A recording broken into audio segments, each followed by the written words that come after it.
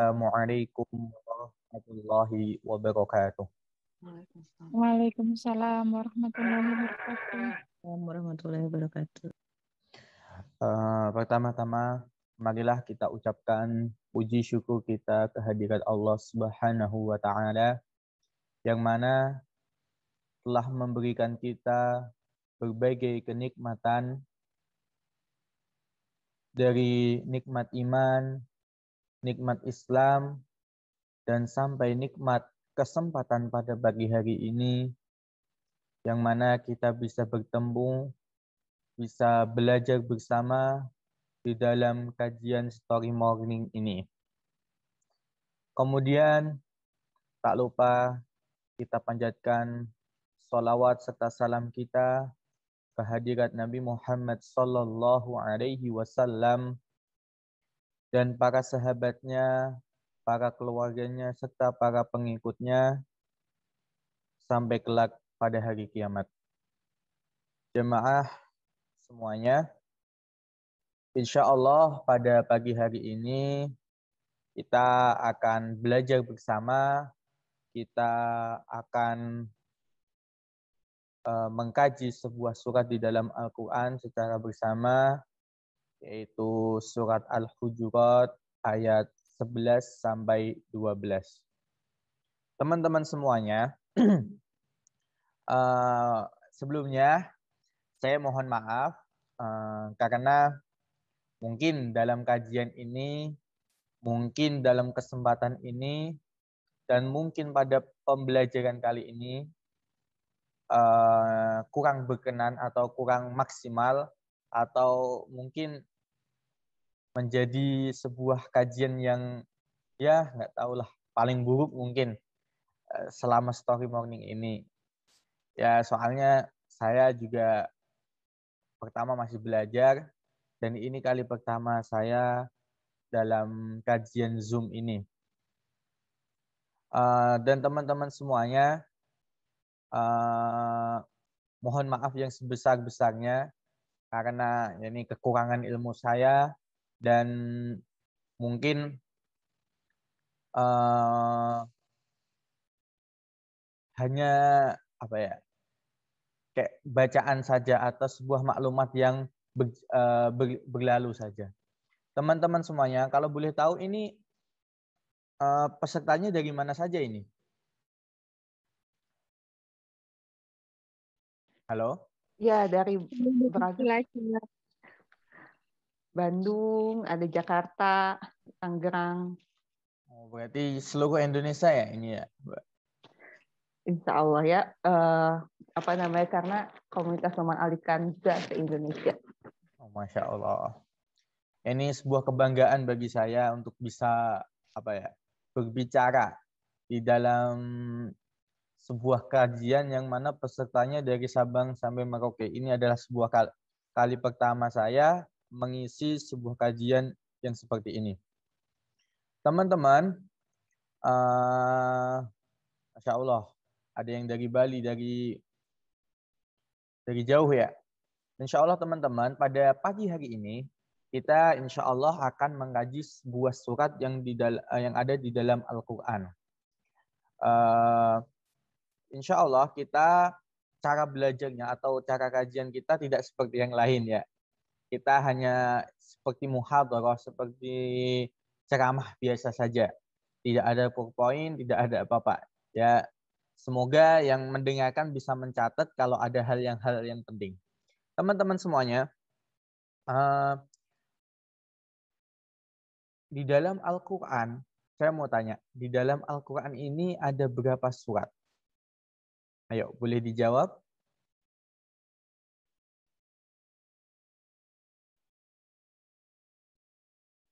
Tafadhol. Ada 114 surat. 114 surat. Jadi kita konteks kajiannya, kalau saya beri pertanyaan, langsung saja dijawab pakai di kamera, di mic saja ya, supaya ada timbal balik lah, tafaul, timbal balik antara peserta dan muhadir. Ada 114 surat. Yang salah satunya itu di dalam Al-Quran ada surat Al-Hujurat. Surat Al-Hujurat. Kalau boleh tahu, surat Al-Hujurat ini terletak pada juz berapa? Ayo, ada yang tahu? Surat Al-Hujurat. Juz 26. Mumtaz dan juz 26. Mumtaz dan juz 26. Selanjutnya, pertanyaan selanjutnya. Al-Hujurat. Apa itu arti Al-Hujurat? Tafadhol. Al-Hujurat. Kamar-kamar. Mumtaz. Kamar-kamar. Kamar-kamar. Mumtaz dan Al-Hujurat berarti kamar-kamar dari kalamah Hujuratun. Hujuratun berarti kamar dan Hujurat berarti kamar-kamar atau petakan-petakan. Selanjutnya, pertanyaan selanjutnya. Surat Al-Hujurat ini Makkiyah atau Madaniyah? Makkiyah atau Madaniyah?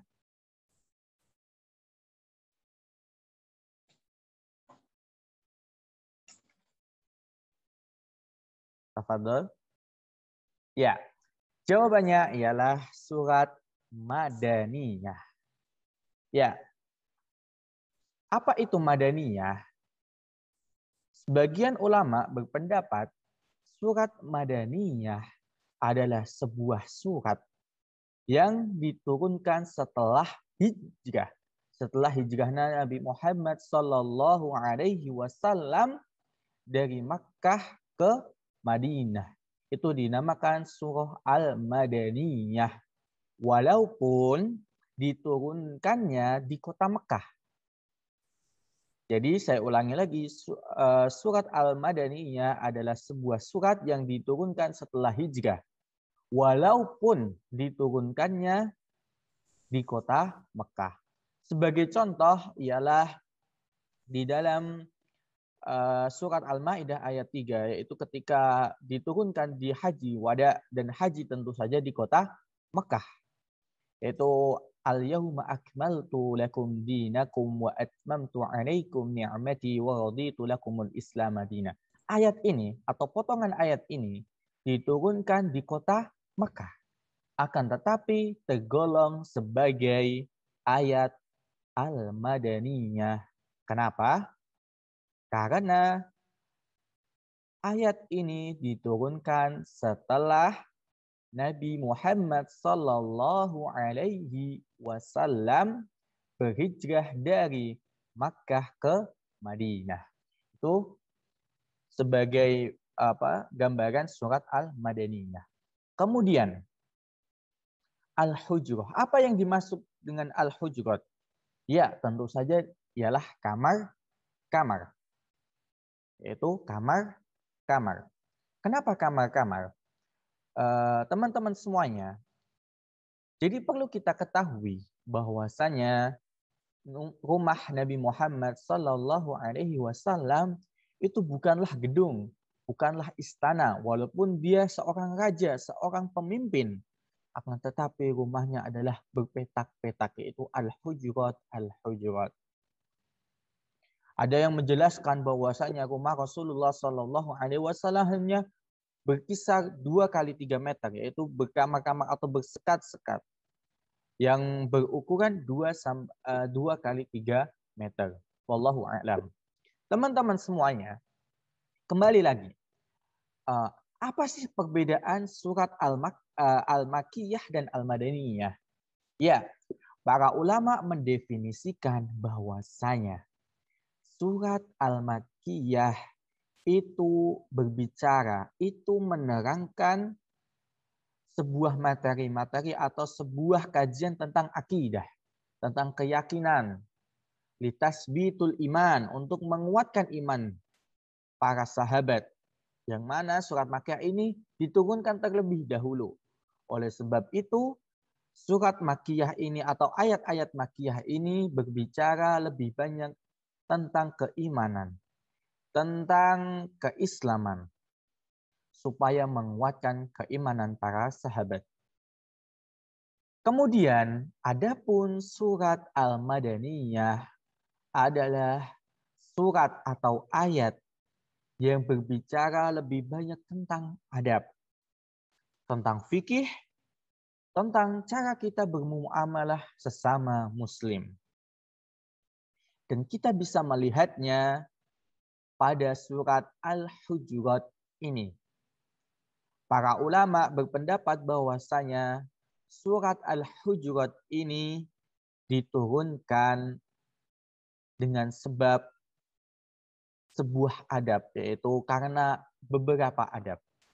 Yaitu para sahabat meninggikan suara-suara mereka di atas suara-suara Rasul. Sehingga turunlah ayat yang pertama, Ya ayyuhalladzina amanu la tarfa'u aswatakum fawqa sautin nabi.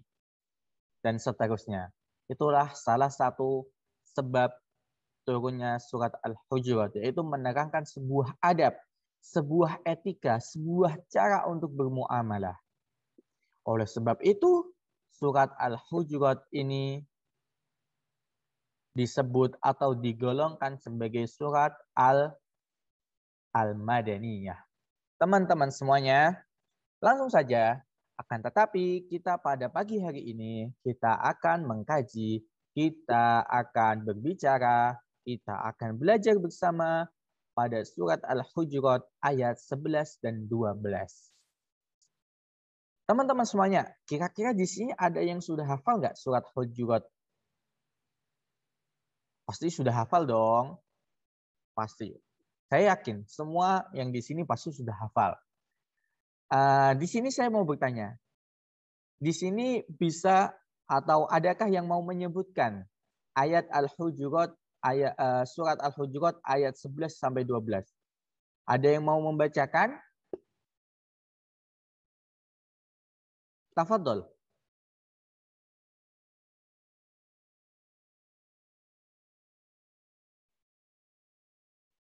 Ayo, tafadhol. Ya, kalau begitu saya yang membacakannya. A'udzu billahi minasyaitonir rajim. Ya ayyuhalladzina amanu la yaskhar qaumun min qaumin asa ayyakunu khairan minhum wala nisa'un min nisa'in asa ayyakunna khairan minhun. ولا تلمزوا أنفسكم ولا تنابزوا بالألقاب بئس الاسم الفسوق بعد الإيمان فمن لم يتب فأولئك هم الظالمون. Dan di ayat selanjutnya yaitu ya ayyuhalladzina amanu ijtanibu katsiran minadh-dhann inna ba'dadh-dhanni itsm ولا تجسسوا ولا يغتب بعضكم بعضا أيحب أحدكم أن يأكل لحم أخيه ميتا فكرهتموه واتقوا الله إن الله تواب رحيم. Yang berarti ya ayyuhalladzina amanu, wahai orang-orang yang beriman. Yaitu ini adalah sebuah seruan bagi orang-orang yang beriman, bagi orang-orang yang Islam, yang sudah masuk Islam. Ya ayyuhalladzina amanu. Disebutkan para ulama bahwasanya ya ayyuhalladzina amanu, yaitu kata-kata ya ayyuhalladzina amanu di dalam Al-Qur'an kurang lebih ada 89 kali. Ya ayyuhalladzina amanu, yaitu sebuah seruan yang sangat indah bagi orang-orang yang beriman. Wahai orang-orang beriman, la yaskhar qaumum min qaum. Janganlah sebuah kaum menjelek-jelekan, mencela-cela kaum yang lain. Asa ayyakunu khairam minhum. Karena apa? Karena ditakutkan sebuah kaum yang dijelek-jelekan, sebuah kaum yang dihina itu lebih mulia, lebih baik, khairam minhum, yaitu lebih baik dari yang mencela-cela. Wala nisa'um min nisa', Dan janganlah sebuah atau sekelompok perempuan mencela kelompok perempuan yang lain. Asa ayyakunna khairam minhunna. Yaitu ditakutkan sekelompok wanita yang dijelek-jelekan tersebut, sekelompok wanita yang dihina tersebut lebih baik daripada yang menjelek-jelekan. Wala talmizu anfusakum. Dan janganlah kalian talmizu, yaitu mengedipkan mata atau membuat sebuah perbuatan dengan tubuh dengan tujuan untuk menghina. Wala tanabazu bil alqab. Dan janganlah kalian memanggil saudara-saudara kalian bil alqab dengan nama yang tidak mereka sukai. Bi'salismul fusuqu ba'dal iman. Yaitu seburuk-buruk panggilan setelah kalian beriman. Wa man lam yatub fa ulaika humudz zalimun. Dan barang siapa yang bertobat, maka mereka termasuk orang-orang yang zalim. Jamaah Jumat. Teman-teman sekalian, yaitu teman-teman Story Morning, dalam ayat ini Allah Subhanahu wa taala melarang kita umat Islam, melarang kita mukminin, yaitu orang-orang beriman, untuk mencela saudara-saudara kita. Kenapa? Karena bisa jadi apa? Bisa jadi orang yang kita cela itu lebih mulia, lebih baik daripada kita yang mencela. Diceritakan di sebuah kisah. Di sebuah kisah bahwasanya Abdullah bin Mas'ud. Tahu kan Abdullah bin Mas'ud? Yaitu salah seorang sahabat Nabi Muhammad SAW. Yaitu ketika Abdullah bin Mas'ud ini ingin mengambil kayu atau mengambil kayu untuk siwaknya Nabi, para sahabat ketawa. Ketika apa? Ketika Nabi Abdullah bin Mas'ud ini memanjat pohon dan ada angin yang menerpa pohon tersebut, sehingga apa? Sehingga pohon tersebut goyang-goyang dan tersingkaplah atau terlihatlah betisnya Nabi Abdullah bin Mas'ud. Yang mana? Perlu kita ketahui teman-teman, bukannya kita gibah ya. Kita ketahui bahwasanya Abdullah bin Mas'ud ini perawakannya dia sangatlah kecil. Dia kecil teman-teman. Mungkin ketika dia datang di sini ya ini ada salah satu kita mentertawakannya. Karena apa? Karena dia imut, karena dia kecil.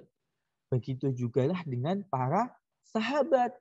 Pada waktu itu mereka ketika melihat betisnya Abdullah bin Mas'ud yang mana dia memanjat dan pohonnya terkena air, goyang-goyang, para sahabat tertawa karena kecil. Yang mana di situ Nabi Muhammad SAW marah. Kenapa marah?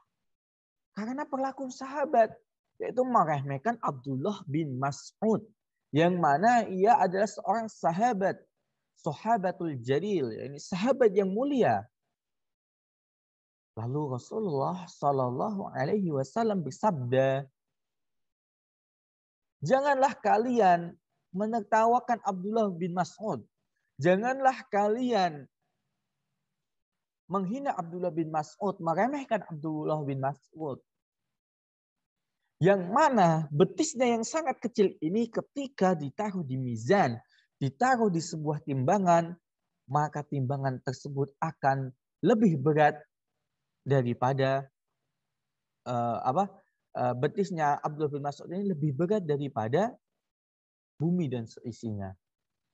Teman-teman semua, kita bisa melihat bahwasanya Rasulullah marah ketika para sahabat atau sebagian sahabat menghina Abdullah bin Mas'ud. Cerita yang lain, itu ada seorang pezina, yaitu bukan pezina, seorang wanita yang bernama Ma'iz. Siapa itu Ma'iz?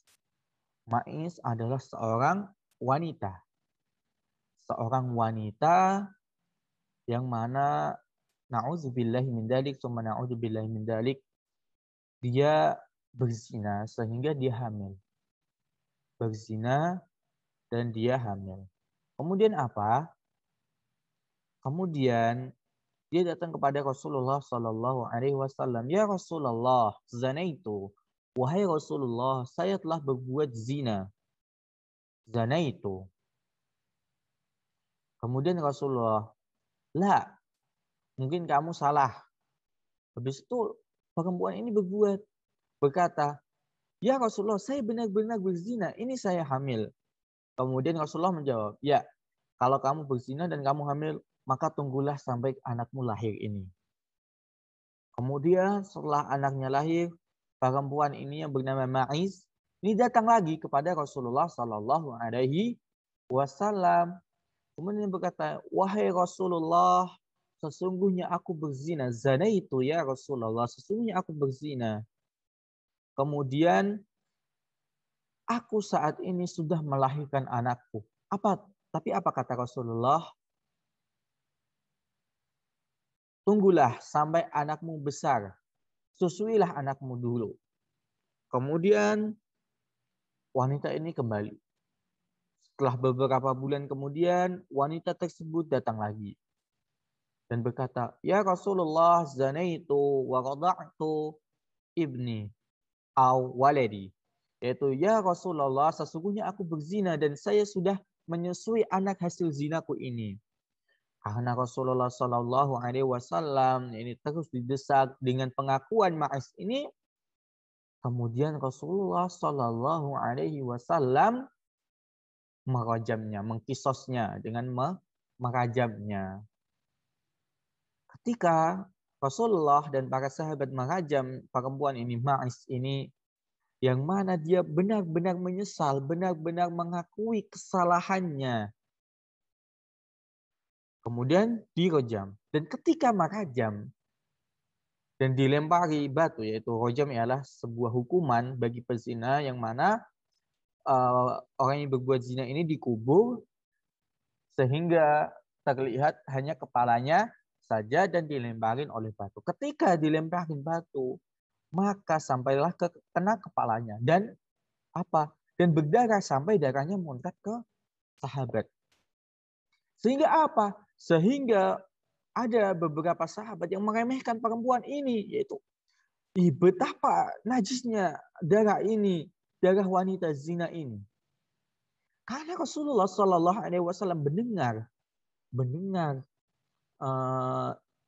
ucapan atau keluh kesah dari atau sebuah celaan dari sahabat ini, maka Rasulullah marah. Sehingga Rasulullah Shallallahu Alaihi Wasallam memarahi sahabat ini dan berbicara apa? Laukana taubatuhu, jika taubatnya perempuan ini kusimat ala sab'ina min ahli Madinah, yaitu 70 orang ahli Madinah lakusimat, yaitu maka akan cukup jika taubat perempuan ini dibagikan kepada 70 orang ahli Madinah, maka taubatnya perempuan ini cukup. Yaitu betapa besarnya, betapa sedihnya atau betapa nadem. Nadem itu kayak sedih. Dan ini pengakuan taubatnya perempuan ini begitu besar daripada celaan itu. Jadi apa teman-teman? Kita tidak boleh mencela. Kita tidak boleh mencela orang lain yang menurut kita lebih rendah dari kita. Mungkin saja perempuan yang yang kita rendahkan atau orang yang kita rendahkan itu lebih baik daripada kita. Ada cerita lain yaitu ketika Masjid Nabawi ada seorang ahli sapu, yaitu tukang sapu, perempuan tua yang dia itu keturunan keturunan negro, keturunan hitam, berkulit hitam, yang mana dia itu setiap hari menyapu Masjid Nabawi.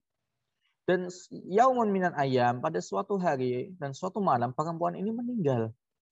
Karena dia meninggal pada malam hari, maka apa? Para sahabat langsung menyolatinya, mengkafaninya, menguburnya. Setelah beberapa hari, Rasulullah Shallallahu Alaihi Wasallam bertanya, mana perempuan hitam yang menyapu masjid ini? Lalu para sahabat menjawab, perempuan tersebut sudah meninggal dan meninggalnya pada malam hari. Sehingga apa? Sehingga kami menyolatinya dan menguburnya tanpa memberitahumu.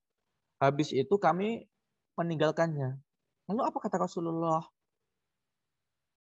Tunjukkan aku pada kuburan perempuan ini sehingga aku menyolatinya. Di sini Rasulullah menunjukkan atas kemuliaan perempuan ini. Yang mana dia ada tukang sapu yang berkulit hitam. Tapi apa? Dia mempunyai kemuliaan di sisi Rasulullah. Mempunyai kemuliaan di sisi Allah. Sehingga apa? Karena kemuliaan ini Rasulullah ingin menyolatinya. Ingin menuju kuburannya untuk sholat di kuburannya. Untuk menyolatinya di kuburannya. Teman-teman semuanya. Kita bisa melihat mungkin banyak orang lebih secara fisik lebih jelek dari kita. Secara fisik lebih rendah dari kita. Kan tetapi walaupun hal tersebut ada, tapi kita tidak boleh meremehkannya. Mungkin di wajahnya penuh dengan flek hitam. Tapi ketahuilah, itu pada fisiknya. Bisa jadi di hatinya itu bersih, putih. Bisa jadi kita yang menghinanya, yang merasa lebih tinggi darinya, di hati kita timbullah flek hitam. Oleh sebab itu kita tidak boleh merendahkannya. Dan di sini, di dalam surat Al-Hujurat ini, Allah memberikan isyarat yang sangat lembut, yaitu isyarat bahwasanya di sini apa? Tidak boleh bercampur laki-laki dan perempuan. Ini la yaskhar qaumun min qaumin asa ayyakuna khairan minhum wala nisa'un min nisa'in asa ayyakuna khairan minhunna. Yaitu Allah Subhanahu wa taala membedakan antara laki-laki dan perempuan. Maka apa, teman-teman? Maka di sini ketika ada laki-laki mencela perempuan atau laki-laki bersama perempuan saling menjelek-jelekan satu sama lain, itu lebih dahsyat. Lebih parah. Oleh sebab itu, tentu saja kita tidak boleh mencela. Walaupun dengan kedipan mata, dengan meremehkan, apa sih itu dia? Jelek amat sih. Jangan, teman-teman. Walaupun kayak gitu, kita harus mengatur wajah kita ketika melihat sesuatu yang tidak kita senangi. Walaupun itu menurut kita seorang ahli maksiat, seorang yang jelek di mata kita tidak boleh. Sebagaimana firman Allah, wala talmizu anfusakum, yaitu talmiz ini asyara, yaitu di dalam Mu'jam Al-Ma'ani itu asyara. Asyara itu mengisyaratkan dengan menjelek-jelekan. Dengan menjelek-jelekan dengan apa? Dengan mata, dengan wajah, dengan gerakan tubuh. Itu jangan, teman. Wala talmizu anfusakum. Ya itu memang sulit, tapi kita coba, kita pelan-pelan. Misalnya kita melihat sesuatu yang tidak senang, apa sih? Jangan sampai. Kita coba. Walaupun kita tidak suka, kita mencoba untuk inilah ba'sabi, tidak apa-apa. Itu gini-gini. Walaupun itu seorang maksiat, jangan sampai kamu jangan sampai kita itu ketika ada orang maksiat, ada orang yang tidak kita sukai, kita langsung ngomong, kamu tuh gini. Jangan. Yaitu ada seorang ulama, yaitu Ibnu Sirin kalau tidak salah. Dia pernah dipenjara. Dipenjara karena sebuah fatwa atau pokoknya dia pernah dipenjara. Dan di situ dia sadar. Oh ya, dia dipenjara karena apa? Karena tidak bisa membayar hutang, sehingga ya dipenjara. Itu seorang ulama, kalau tidak salah namanya Ibnu Sirin. Ketika dipenjara, dia menyadari. Kenapa ia dipenjara? Dia ingat bahwasanya dia pernah berkata kepada temannya sendiri, ya muflis, dengan memanggil ya muflis, wahai orang yang rugi, wahai orang yang gak punya uang, ya muflis. Sehingga apa, dari kata-kata tersebut ia menyimpulkan bahwasanya ia sekarang di penjara itu dari kata-kata tersebut. Akibat dari ia mengatakan temannya tersebut sebagai ya muflis. Teman-teman semuanya, janganlah sampai kita misalnya melihat apa yang tidak kita sukai, apa yang tidak kita senangi, lalu kita apa? Lalu kita ini menunjukkan wajah ketidaksukaan kita walaupun dia seorang maksiat, teman-teman. Janganlah kita merendahkan kemaksiatan seseorang, teman-teman. Bukan kemaksiatan, kita merendahkan orang yang berlaku kemaksiatan. Walaupun kemaksiatannya itu sudah banyak, sudah tinggi, sudah yaitu frekuensi kemaksiatannya hampir tiap hari. Janganlah, teman-teman. Walaupun dia pezina, walaupun dia peminum minuman keras, janganlah kita meremehkan. Dia tetaplah manusia, dia tetaplah saudara kita. Dia berhak untuk kita sayangi, dia berhak untuk kita nasihati. Jangan kita mencelanya. Karena apa? Bisa jadi naudzubillah min dzalik ya ini. Bisa jadi roda itu berputar, teman-teman. Kita nggak tahu. Kita nggak tahu akhir hidup kita kayak apa, perjalanan hidup kita kayak apa, cobaan kita ke depannya dalam kemaksiatan itu kayak apa, kita nggak tahu. Maka kita coba untuk ya, kita memaafkannya, atau kita janganlah menghinalah orang yang berbuat kemaksiatan. Bisa jadi kemaksiatan itu berpindah ke kita, naudzubillahi min dzalik, sebagaimana diceritakan dari kisah Ibnu Sirin tadi. Wala tanabazu bil alqab. Dan selanjutnya wala tanabazu bil alqab. Janganlah kalian memanggil saudara-saudara kalian dengan alqab, dengan nama panggilan yang tidak mereka sukai. Yaitu asbabun nuzul, atau sebab diturunkan ayat ini ialah ketika Nabi Muhammad SAW berhijrah ke Madinah, datang ke Madinah. Dan di ahli Madinah, yaitu penduduk Madinah itu, kebanyakan mereka mempunyai nama-nama panggilan, yaitu apa ya, kalau bahasa Jawanya itu bahasa Jawa ya, itu wadanan, nggak tahu apa bahasa Indonesianya. Nama selewengan lah kayak gitu. Yang mana ketika seseorang dipanggil dengan nama selewengan tersebut, orang itu nggak suka, teman-teman. Orang itu bisa jadi marah. Dan itu terjadi di Madinah ketika Nabi Muhammad SAW datang ke Madinah. Ya, para sahabat juga manusia. Para sahabat itu juga melakukan kesalahan. Tapi bedanya sahabat dengan kita, sahabat ketika tahu itu kesalahan, maka mereka langsung bertaubat. Maka hendaknya kita mengikuti sahabat tersebut, yaitu ketika kita tahu akan dosa tersebut, akan kemaksiatan tersebut, akan kesalahan tersebut, kita bertaubat kepada Allah Subhanahu wa taala.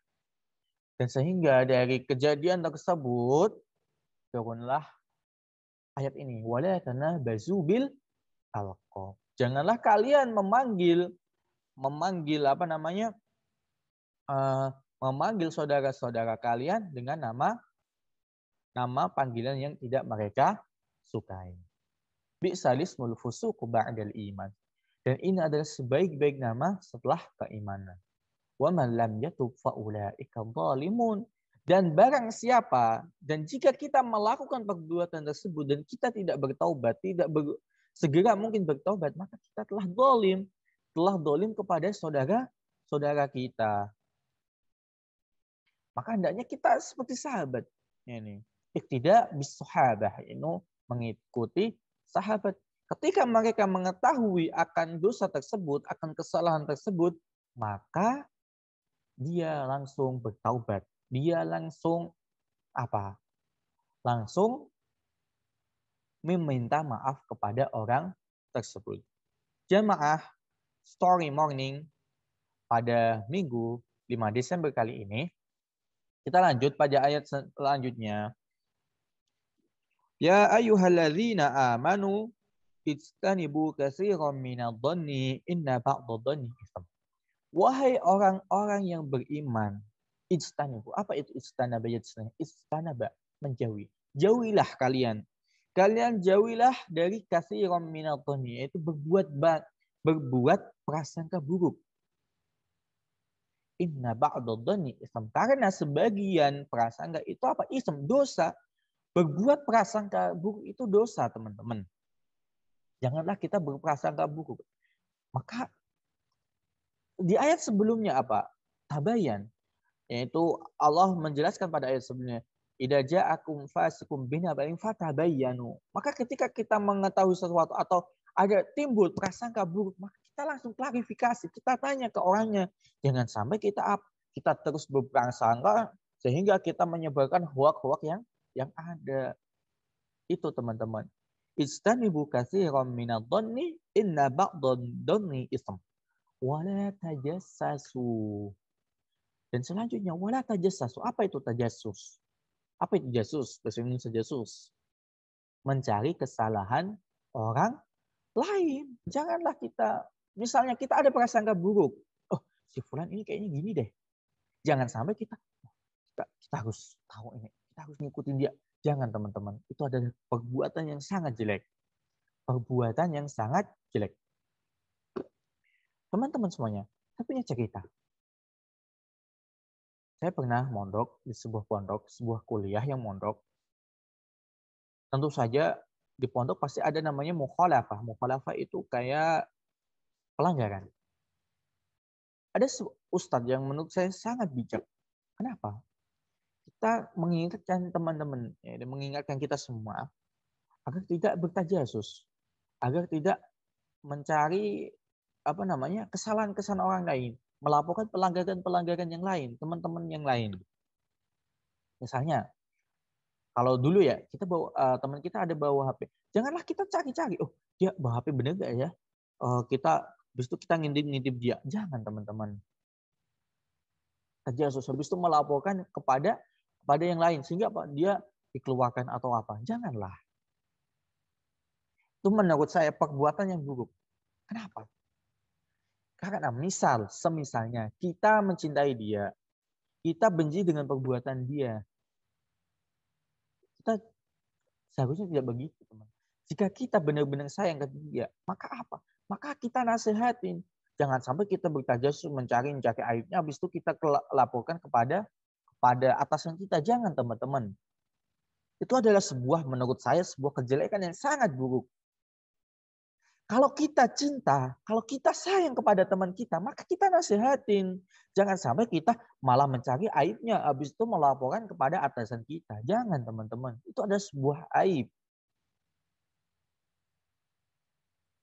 Itu kemaslahatannya sangatlah sedikit.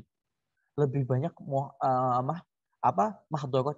Misal, dia seorang kepala keluarga, dia melakukan kesalahan, habis itu kita bertajasus, kita laporkan kepada atasannya. Kita bisa berpikir, gimana ketika dia dikeluarkan, siapa yang menghidupi anak istrinya? Kalau kita sayang, maka kita ingatkan. Itu teman-teman. Wala tajassasu. Wala yaktab ba'dukum ba'dha. Dan janganlah kalian menggibah satu sama lain. Menggibah. Apa itu ghibah? Rikuma yukrahu. Apa ya? Dijelaskan di dalam kitab dijelaskan oleh para ulama bahwasanya ghibah itu adalah menyebutkan sesuatu yang mana ketika orang yang disebutkan tersebut benci atas apa yang disebutkan. Itulah sebuah ghibah. Jadi kita tidak boleh ghibah, teman-teman. Kita menyebutkan aib-aib orang kita di belakang mereka. Jangan sampai, teman-teman. Walaupun itu benar, ya itu benar, itu real. Tapi sehendaknya kita diam. Kita seolah-olah kita tidak tahu apa-apa. Kita tidak tahu kesalahannya, kejelekannya. Dan di sini Allah Subhanahu wa taala menyerupakan orang yang ghibah dengan sangatlah jelek, sangatlah buruk. Apa? Ayuhibbu ahadukum ayyakula lahma akhihi maitan fakarihtumuh. Apakah kalian itu tega memakan bangkai saudara kalian sendiri? Kalau orang yang berakal, maka tidak akan tega. Kalau akal kita ada, maka kita tidak akan tega memakan bangkai teman kita sendiri.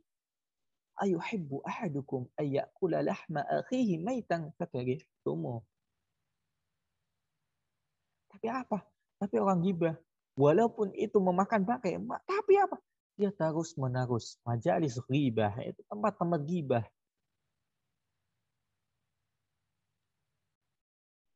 Dan pada penghujung ayat, wattaqullah, maka kalian bertakwalah kalian kepada Allah. Jadi cara untuk menghindari ghibah itu yang apa? Dengan bertakwa, dengan ingat Allah. Ingat bahwasanya ketika kita ghibah, kita sudah memakan bangkai teman kita sendiri. Na'udzubillahi summa na'udzubillahi min dzalik.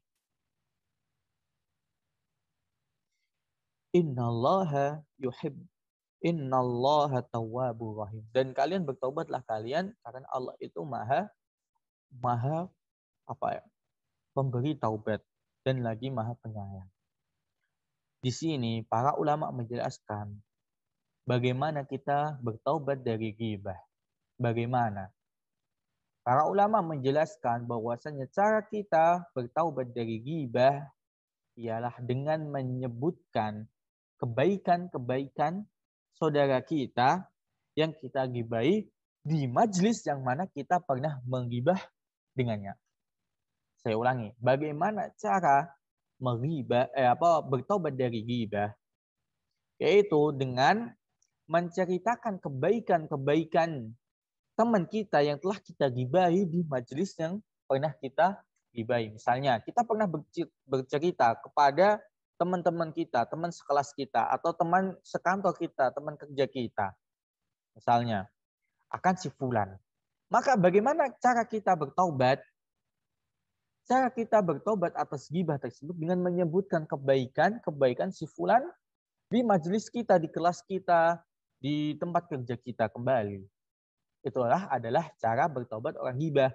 Sebagaimana saya ingat ketika saya punya syekh namanya Syekh Majdi At-Taisir, seorang orang Palestina, dia menjelaskan bagaimana kita, ya Syekh, bagaimana kita bisa bertaubat dari ghibah. Dia menjawab, kita bisa bertaubat dari ghibah ketika kita memuji atau menyebutkan kebaikan saudara kita yang mana telah kita ghibai. Itulah cara kita bertaubat dari ghibah. Teman-teman semuanya, itu yang mungkin yang dapat saya sampaikan. Pasti banyak kekurangannya, pasti banyak keluputannya, dan pasti banyak kesalahannya. Oleh sebab itu saya memohon maaf. Dan selanjutnya saya bisa menyimpulkan dari kajian pagi ini bahwa seseorang atau sebuah kaum tidak boleh mencela kaum yang lain, teman-teman. Karena apa? Karena orang yang mencela itu biasanya tanda tak mampu. Orang yang menjelek-jelekan itu tanda tak mampu. Karena apa? Karena bisa jadi orang yang kita jelek-jelekan itu lebih mulia. Sebagaimana cerita-cerita yang saya sebutkan tadi.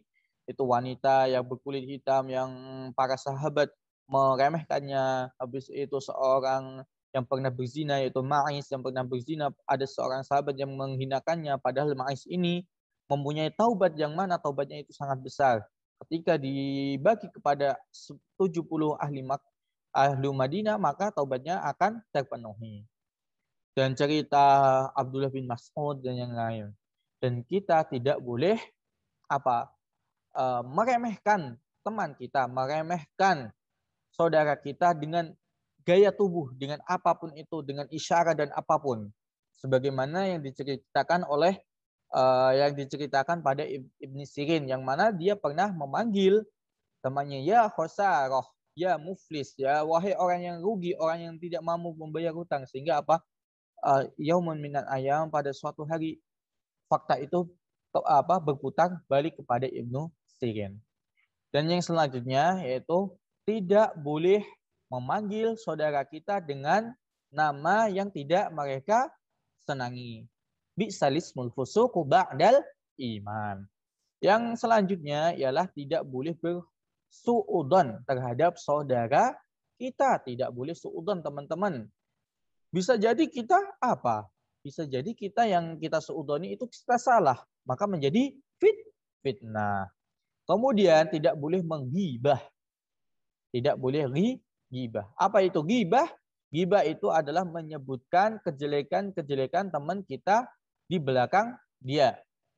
Atau menjelekan atau menyebutkan apa yang tidak ia sukai di belakangnya, itu ghibah. Dan tidak boleh apa? Yang selanjutnya, tidak boleh tajassus. Tajassus itu apa? Mencari-cari kejelekan orang lain. Itu sangat, kalau menurut saya, hal yang sangat saya benci. Hal yang sangat mungkar menurut saya. Kenapa?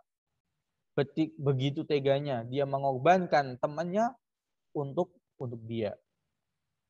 Dan yang selanjutnya ialah cara bertaubat dari ghibah. Bagaimana cara kita bertaubat dari ghibah? Kita bertaubat dari ghibah dengan menyebutkan kebaikan-kebaikan orang yang kita ghibahi di majelis yang telah kita buat ghibah. Itu adalah kesimpulan pada kajian pagi ini. Saya mohon maaf, kurang lebihnya saya mohon maaf, pasti banyak kekurangannya. Pasti banyak keluputannya. Saya mohon maaf. Syukran barakallahu fikum. Ya, terima kasih Mas Egar. Tadi banyak sekali jadi reminder ya buat kita bersama di sini untuk jadi memang orang lain lebih baik daripada kita dan untuk menghindari prasangka juga menjelek-jelekan. Nah, teman-teman di sini jika ada hal yang ingin ditanyakan bisa raise hand ataupun disampaikan via chat ya.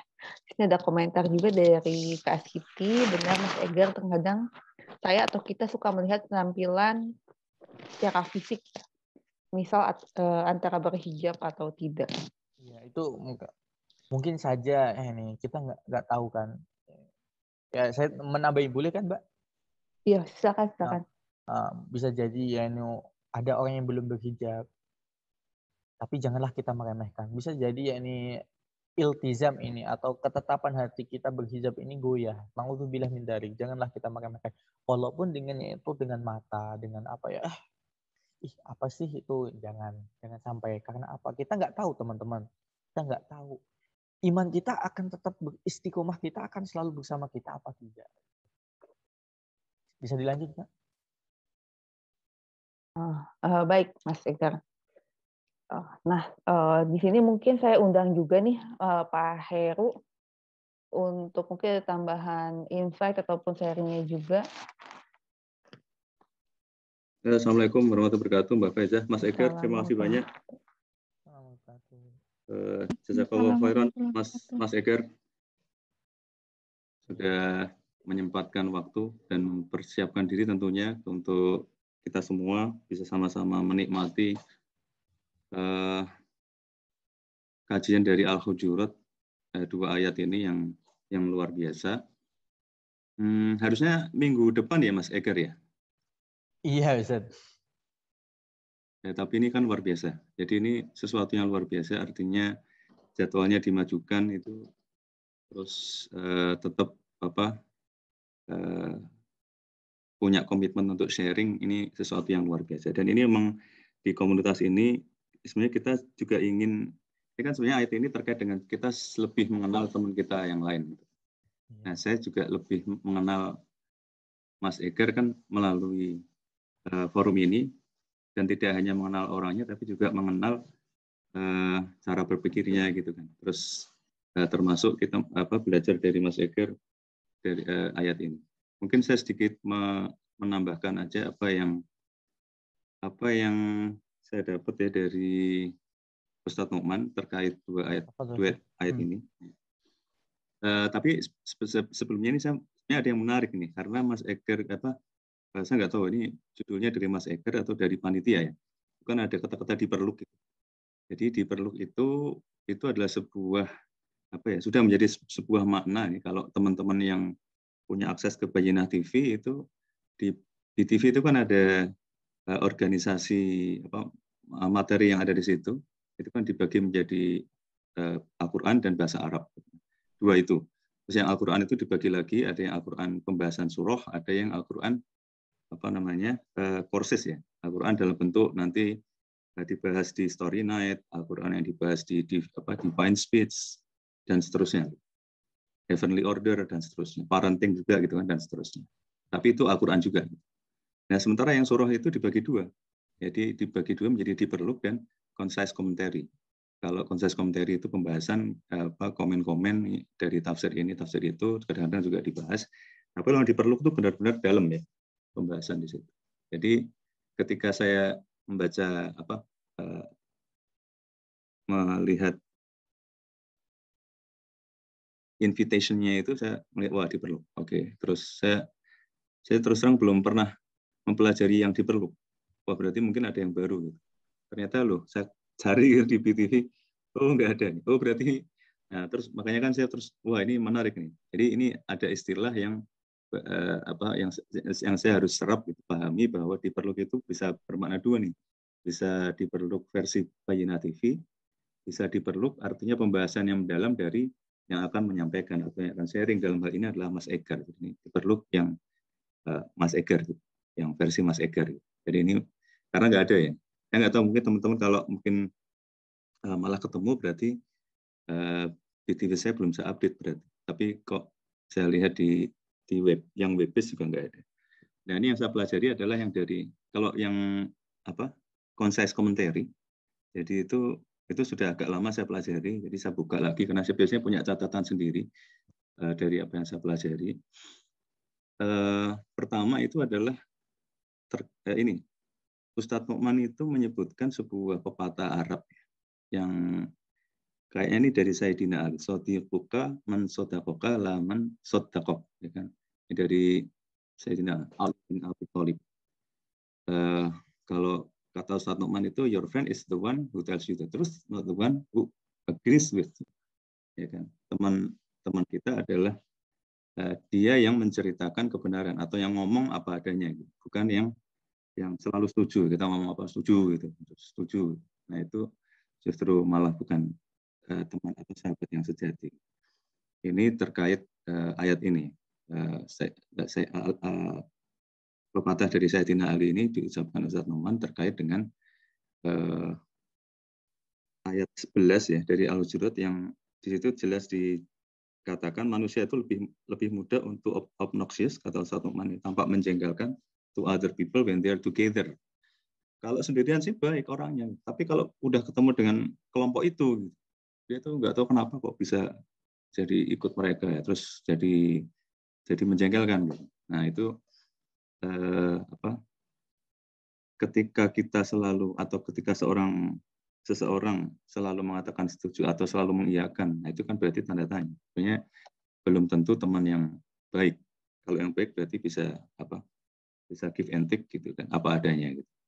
Terus yang menarik juga dari Ustadz Nu'man itu di ayat ini dibedakan antara la yaskhor qaumun min qaumin, terus yang satunya lagi wala nisaun min nisain. Ini kan dua gitu. Nah, itu sebenarnya menarik karena kenapa kok dibedakan? Terus kata Ustadz Nu'man, karena cara laki-laki mengejek itu beda dengan cara perempuan mengejek. Ya, termasuk juga dengan bahasa isyarat dan sebagainya. Dan sebaliknya, merasa terejek pun itu juga bisa beda.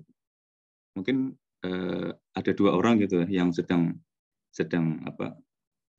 sama-sama maju di depan mejanya customer service gitu, karena minta penyelesaian solusi dari satu masalah gitu, di mana dia adalah pelanggannya. Dua orang ini, si A dan si B ini, ketika mendengar penjelasan si customer service ini, bisa jadi si A itu santai aja gitu, mendengarkan dengan baik, terus gini, mas. Yang B itu bisa jadi merasa terejek. Jadi itu juga bisa terjadi. Makanya kadang ya tadi seperti disebutkan Mas Egar ya, bahasa tubuh dan sebagainya tidak terucap itu juga menjadi penting. Jadi ini sebenarnya ayat yang mengandung dua sisi, artinya dua sisi. Kita harus berhati-hati, sensitif supaya kita tidak mengejek orang lain, keluarga sendiri, tetangga, teman sendiri dan sebagainya. Di sisi yang lain kita juga bisa belajar untuk tidak mudah merasa diejek gitu. Karena belum tentu dia berbuat begitu itu sengaja ingin mengejek kita, ya belum tentu juga gitu. Jadi tetap husnuzon juga ketika belum ada sesuatu yang pasti atau jelas. Saya jadi teringat dulu Pak Bakharudin Yusuf Habibie ya, yang Habibie itu dulu waktu masuk ITB kalau nggak salah itu di awal-awalnya saya pernah baca di buku yang dipersembahkan khusus untuk ulang tahun beliau yang ke-50 saat itu ya. Itu beliau dipanggil dengan nama bangsat. Ya. Tapi beliau itu menjalani acara itu dengan senang hati, dengan tersenyum, dengan riang, dengan gembira. Jadi juga tampak menonjol. Karena walaupun di istilahnya kalau yang anak mahasiswa baru kan kadang suka gitu kan, inilah suruh-suruh terus dikata-katain gitu. Tapi beliau santai aja gitu, melakukan itu dengan senang hati. Terus Ustadz Nu'man itu juga punya murid yang berasal dari Flint. Terus teman-temannya itu suka memanggil dia Flinty. Flinty, Flinty gitu. Terus Ustadz Nu'man juga mengamati itu dan ternyata itu tidak masalah.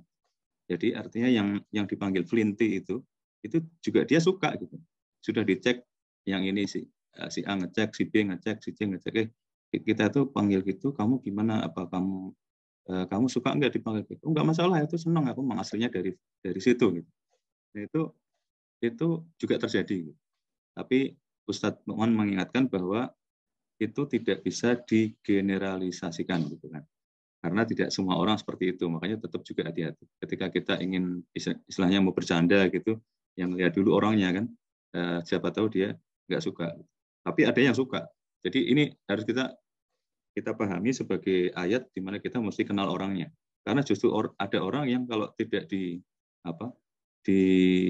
dalam tanda kutip bully ya, itu sebenarnya bukan istilah yang tepat ya, tapi dia itu diperhatikan dengan cara seperti itu. Jadi kadang-kadang ada yang justru ingin diperhatikan dengan cara seperti itu, tapi ada juga yang sama sekali tidak seperti itu. Jadi pesan dari Ustadz Nu'man dalam hal ini adalah kita harus kenal betul orangnya. Gitu. Dia lebih sukanya seperti apa. Dulu saya juga mengenal salah satu direksi dari sebuah perusahaan. Waktu itu saya diajak ke kawah dia mendidik para karyawan maupun manajer gitu ya di daerah Puncak. Ya, dia itu tidak di perusahaan itu dia memproklamirkan diri untuk tidak dipanggil Pak. Jadi walaupun kita tahu bahwa panggilan Pak itu untuk menghormati seseorang yang mungkin lebih senior atau lebih atau kita hormatilah, kita hargai gitu kan. Tapi tidak semuanya juga seperti itu. Justru dia ini di perusahaannya, dan ketika saya habis parkir itu di tempat lokasi penggembelengan karyawan dan manajer perusahaan itu di daerah Puncak itu, yang tukang parkir maupun yang saya kayak pakai seragam office boy gitu, manggil dia juga langsung namanya, nggak pakai Pak. Jadi itu memang sesuatu yang khusus. Makanya ketika kita mengenal orangnya, berarti kita tahu yang dia sukai yang mana gitu. Panggilan yang seperti apa yang dia sukai. Tadi juga sudah dijelaskan oleh Mas Egar juga kan, asbabun nuzul dari wala tanabazu bil alqab. Jangan memanggil dengan julukan yang buruk ketika ini sebenarnya kan Rasulullah dikasih tahu gitu kan, karena ada nama-nama 1, 2, 3 nama gitu, terus Rasulullah dikasih tahu bahwa kalau yang namanya ini dia nggak suka dipanggil dengan nama itu. Jadi akhirnya turun wala tanabazu bil alqab. Ini kalau teman-teman yang ingin mengecek juga bisa di Ibnu Majah 3731 atau di Maktabatul Al-Ma'arif Riyad nomor 3741 dan derajatnya sahih. Jadi mungkin itu aja yang sama satu lagi, ada 2 makna menurut Ustadz Nu'man untuk wala talmizu anfusakum.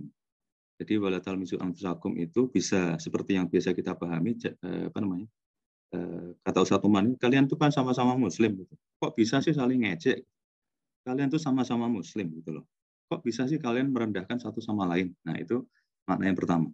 Terus kata Ustadz Nu'man, makna yang kedua adalah don't even make fun of yourself atau don't put yourself down. Jangan mengolok-olok diri sendiri atau jangan merendahkan diri sendiri. Jadi itu bisa mengandung makna kedua itu. Saya kira itu saja sedikit tambahan dari saya. Terima kasih sekali lagi Mas Egar, luar biasa. Kita sama-sama diingatkan. Silakan Mbak Faiza. Iya, terima kasih Pak Heru untuk insight tambahannya ya. Tadi ngebahas juga tentang membuli juga nih. Jangan sampai kita termasuk ini juga ya, bagian dari melukai saudara sekitar. Terus saya jadi keingat juga sama hadis juga atau dalil ya waktu itu ya. Kalau misalnya kita tuh nggak boleh juga berbisik-bisik kalau misalnya saat ada 2 orang terus nggak ngajak-ngajak yang ketiganya gitu. Itu gimana Islam tuh benar-benar mengatur ya, jangan sampai kita melukai saudara. Tuh. Nah, di sini teman-teman kalau misalnya ada hal yang ingin ditanyakan, disampaikan, bisa chat ataupun raise hand. Terus saya pengen tanya juga nih ke Mas Egar nih. Kalau misalnya sebenarnya kan kalau misalnya kita bilang tentang kesombongan itu erat kaitannya juga dengan arogansi ya, arogansi diri. Itu ngerasa diri lebih baik dibandingkan dengan orang sekitar. Kadang kalau misalnya saya sendiri ngerasa karena berkerudung ataupun berada di komunitas misalnya kayak pengajian kayak gitu, kadang jadi merasa lebih gitu ya dibandingkan dengan orang-orang yang misalnya belum berkerudung ataupun saudara-saudara yang belum mendapatkan hidayah. Mungkin dari Mas Egar sendiri, apakah ada tips tuh atau mungkin insight ya untuk mengurangi arogansi tersebut dan sifatnya. Jadi kalau misalnya kita melihat orang yang lagi menjemput hidayah atau belum mendapatkan hidayah tersebut, lebih ke mengajak dibandingkan dengan nyinyir ataupun istilahnya julid gitu ya. Dari Mas Egar, apakah ada insight? Bismillah. Kalau menurut saya mungkin bagaimana sih cara kayak biar kita tuh misalnya nggak ngejulitin, nggak seolah-olah ngerendahin, tapi nggak kita ungkapin terhadap orang lain. Perlu kita ketahui bahwasanya Allah Subhanahu wa Ta'ala itu yang membolak-balikan hati kita. Ini karena dijelaskan yaitu kalau nggak salah di sebuah hadis bahwasanya hati itu baina asabi'ir rahman, di antara jari jemari Allah Subhanahu wa Ta'ala Ar-Rahman. Jadi apa? Jadi janganlah kita lihat ini itu ini anak belum berubah, itu anak belum pakai hijab, jangan. Kita berpikir atau kita bisa merenung bahwasanya yang menggerakkan hati kita itu Allah. Janganlah kita sombong dengan hal tersebut karena itu benar kita berusaha untuk kayak gitu, untuk berhijab, untuk kan. Tapi kan al-taufik itu dari Allah. Jangan sampai taufiknya itu dicabut oleh Allah Subhanahu wa Ta'ala atas kesombongan tersebut.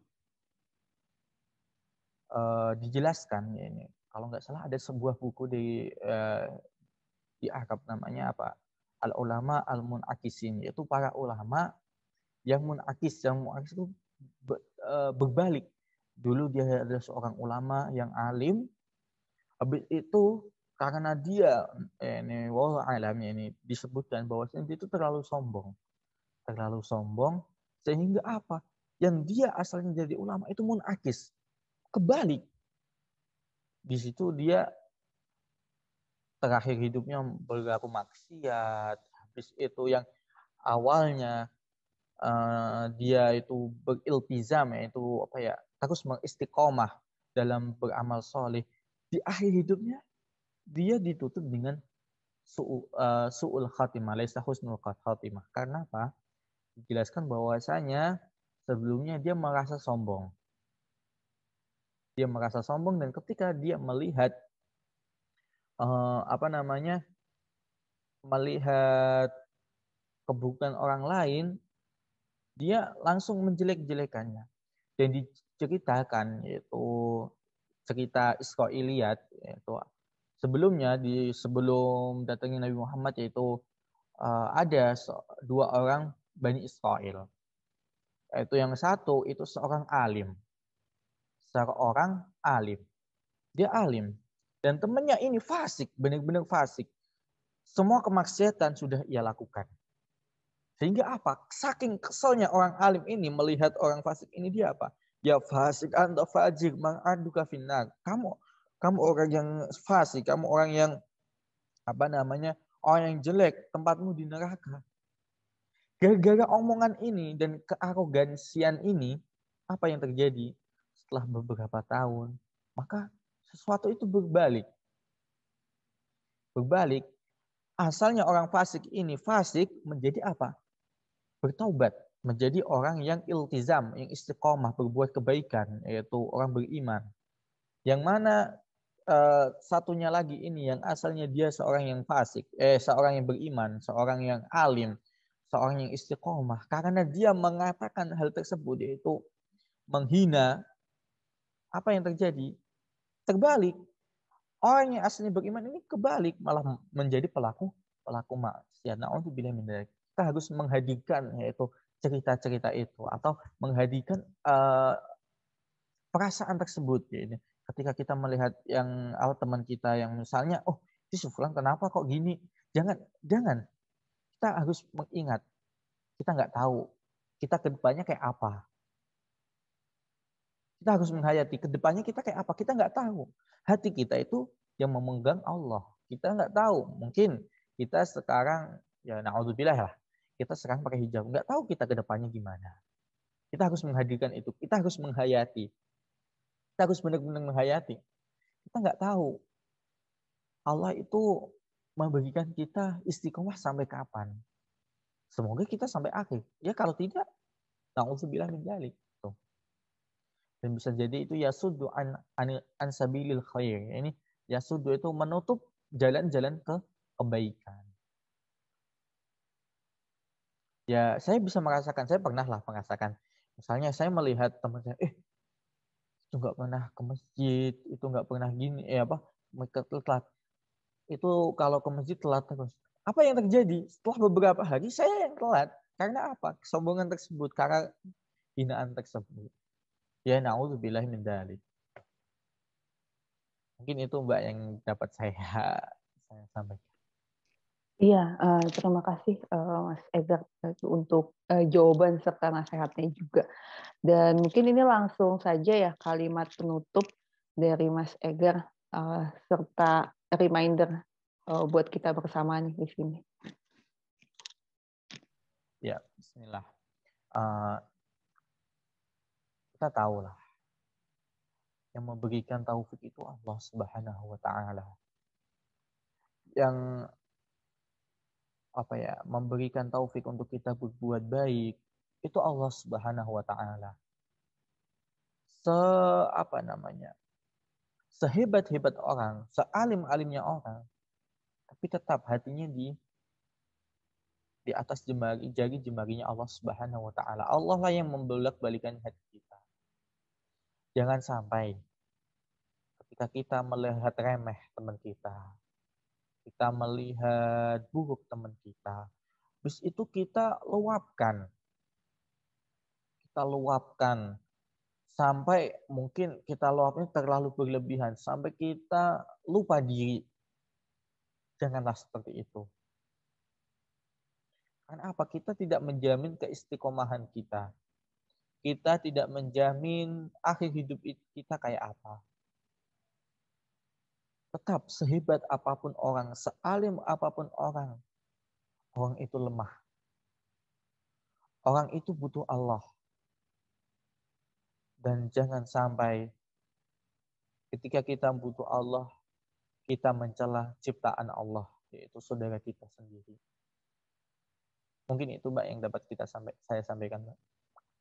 Iya, terima kasih banyak Mas Egar untuk waktunya, untuk ilmunya, juga sharing ya, sharing bersama untuk kita di pagi ini. Banyak nasihat ya, terutama untuk tadi yang pertama jangan meremehkan orang lain, jangan sampai ketika kita butuh Allah kita malah merendahkan makhluk Allah atau menyakiti makhluk Allah lainnya.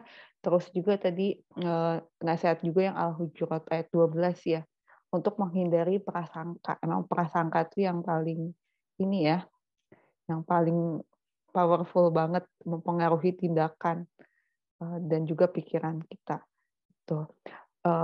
Saya selaku moderator memohon maaf atas segala hilaf dan jazakumullah khairan untuk Mas Egar, untuk Mas Heru dan juga Mbak Siti dan juga teman-teman semua yang telah hadir.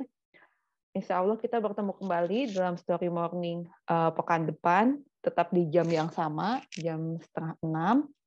Dan saya izin tutup ya dengan doa haring majelis. Subhanakallahumma wa bihamdika asyhadu an la ilaha illa anta astaghfiruka wa atubu ilaik.